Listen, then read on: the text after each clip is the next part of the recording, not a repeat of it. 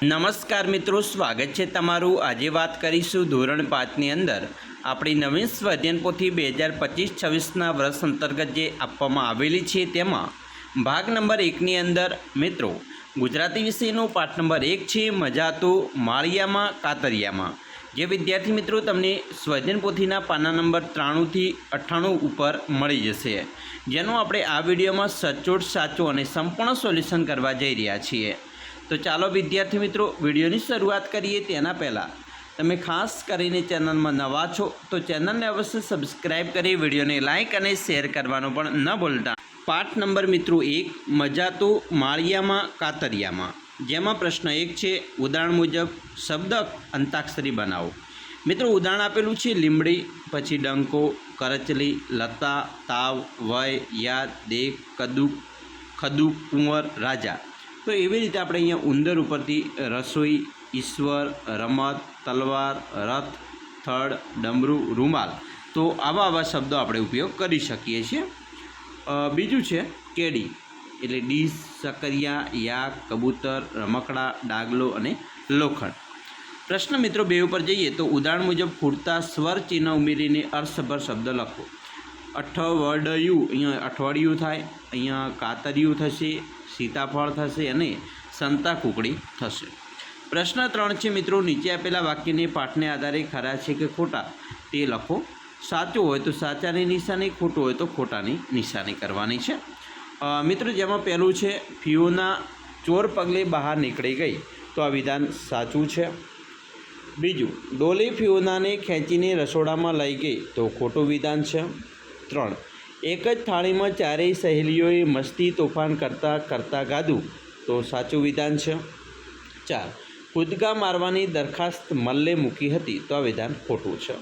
તો આવી રીતે આપણે ખરા ખોટા વિધાન જોયા। હવે પ્રશ્ન 4 છે જેની અંદર નીચે આપેલા વાક્યોને ઘટનાક્રમમાં ગોઠવીને લખવાના છે। મિત્રો અહીંયા ઘટનાક્રમમાં ગોઠવીએ તો પહેલું વાક્ય આ થશે, એટલે કે મોટા ઘરની છોકરીથી બહાર રમવા તો જવાય જ નહીં। બીજું વાક્ય થશે બપોર આખી ફિયોનાને ફરજિયાત પોતાના ઓરડામાં ભરાઈ રહેવું પડતું। ત્રીજું વાક્ય છે ફિયોના સળિયાને સજ્જડ પકડીને ચીટકી રહી। અને ચોથું વાક્ય છે ફિયોનાના કાનમાં તો ડોલીના ઘરમાંની ધમાચકડીને આનંદ કિલ્લોલના જ ભણકારા વાગતા હતા।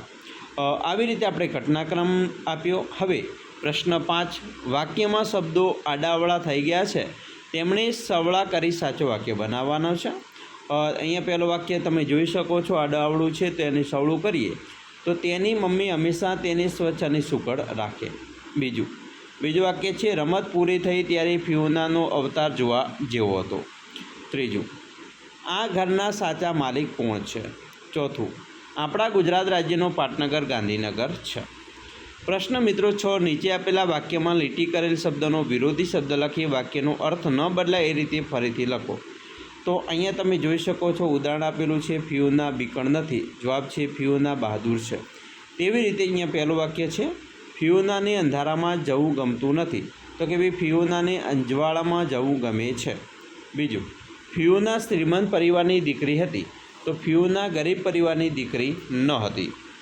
3 ડોલી, પલ્લા અને મલ્લ ત્રણેય તૂટેલા ફૂટેલા ખાટલામાં સૂઈ જતા હતા। ડોલી, પલ્લા અને મલ્લ ત્રણેય સાજા ખાટલામાં સૂતા ન હતા। 4 નાની બહેન ઘોડિયામાં છે, મોટી બહેન ઘોડિયામાં નથી। હવે પ્રશ્ન 7 ઉપર જઈએ તો નીચેના શબ્દોને શોધીને મિત્રો રાઉન્ડ કરવાનો છે।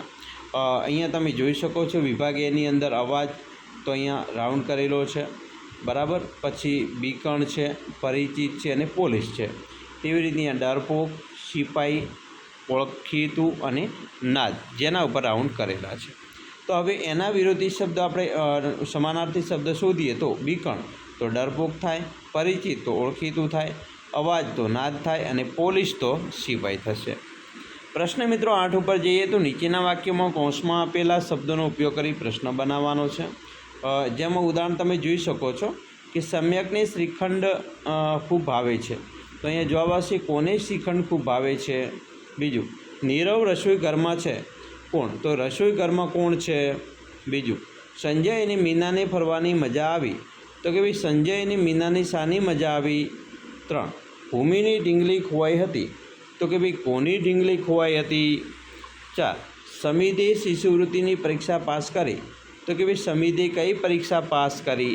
તો આવા પ્રશ્નો છે એ મિત્રો બનશે. પ્રશ્ન મિત્રો 9ની અંદર જોઈએ તો નીચેના વાક્યોમાં વિવિધ સંયોજકો કે અને અથવા તેથી પણ નો ઉપયોગ કરી વાક્ય ફરીથી લખો. જો અહીંયા પહેલું વાક્ય છે કે મોહન ખેતરે ગયો હતો, મોહન વાડીએ ગયો હતો. તો અહીંયા આપણે લખી શકીએ કે મોહન ખેતરે અને વાડીએ ગયો હતો. બીજું, સમિધે દૂધ પીધું હતું, સાર્થકે દૂધ પીધું ન હતું. તો અહીંયા આપણે લખી શકીએ કે સમિધે દૂધ પીધું હતું પણ સાર્થકે દૂધ પીધું ન હતું. પણ મિત્રો સંયોજક થશે. 3. નીરવને ચા નથી ગમતી, નીરવને કોફી નથી ગમતી. તો કે ભાઈ નીરવને ચા કે કોફી ગમતી નથી. બરાબર.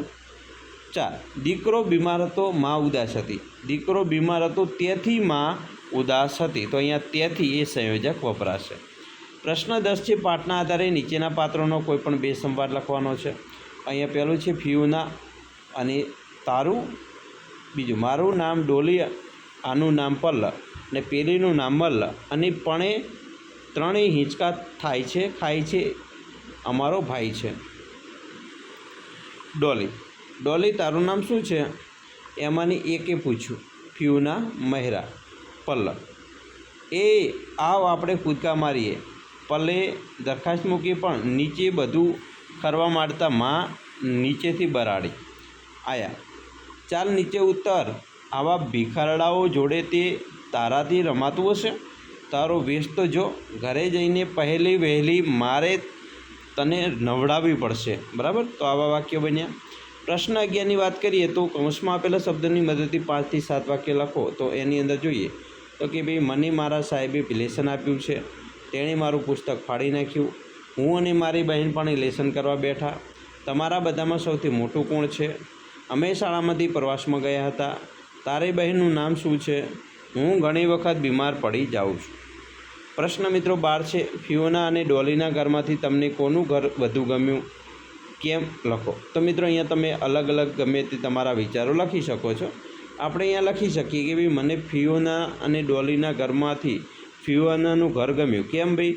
તો કે ભાઈ ફિયોનાના ઘર રાજમહેલ જેવું હતું. ફિયોના ગર્ભ શ્રીમંત પુત્રી હતી. ફિયોના ઘરમાં એક મહેલ હોય તેવી સુવિધાઓ હતી.